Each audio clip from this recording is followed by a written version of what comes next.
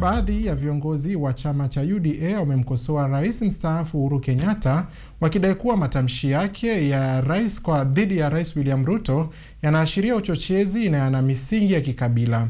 Wakizungumza katika wadi ya Loita wakati wa hafla ya kuwawezesha vijana wa eneo la Purko Kingonding, viongozi hao walitoa wito wa kudumishwa kwa umoja wa kitaifa na kuwataka wananchi kumuunga mkono Rais Ruto kuelekea uchaguzi mkuu wa mwaka 2027.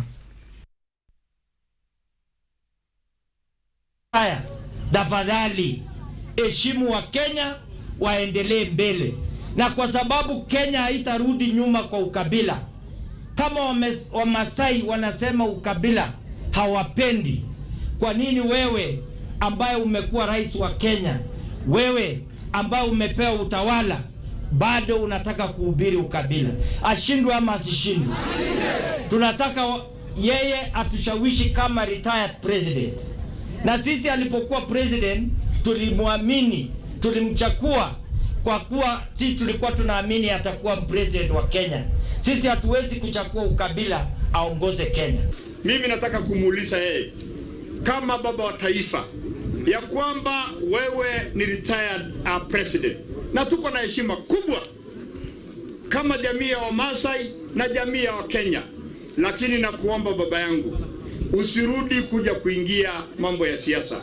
Ile maneno ulitamka juzi pale wakati mlikuwa na masishi pande hiyo ya Nyeri, ilikuwa ni jambo ambalo ilitusisha sisi wa Kenya wote.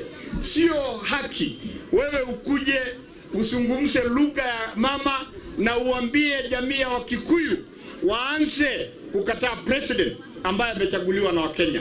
Hata wewe wakati ulikuwa president tulikuwa tunakuheshimu. Pia tunakuomba uheshimu William Samoei Ruto, kwa sababu William amechaguliwa na watu. Rais wa ina wa Jamhuri ya Kenya atuheshimu na heshimu wa Kenya. Uhuru Kenyatta baba yako alikuwa president for 10 years, for 18 years, na Wakenya waliheshimu. Na baada ya miaka karibu 30 na kitu, Wakenya bado walikuchagua ukakuwa rais wa Jamhuri ya Kenya. Mungu akakubariki ukapata muhula miwili. Sasa William Ruto ameingia, unaanza madharau, unaanza kutuletea ukabila. Hii Kenya si yako bwana. Kenya ni ya Wakenya na hatuwezi kubali mchezo yako. Uhuru akaamuka, akafungua mdomo, akaanza kutusi serikali, akiambia watu wao kwa kikabila tusirudie tena kufanya makosa ya kuchagua His Excellency the President. Na president ameingia kwa serikali akuja alipe deni ambayo Uhuru aliweka na hakuweka hata masaini, aliweka huko kwao. Why are you not allowing William Ruto aongoze wananchi na amani? Mbona ukai kama wa rais wastaafu wengine ambao wameweza kwenda nyumbani na wakaamua kutoa ushauri kwa serikali? Na mimi nataka nikwambie my friend, wewe sio Mungu.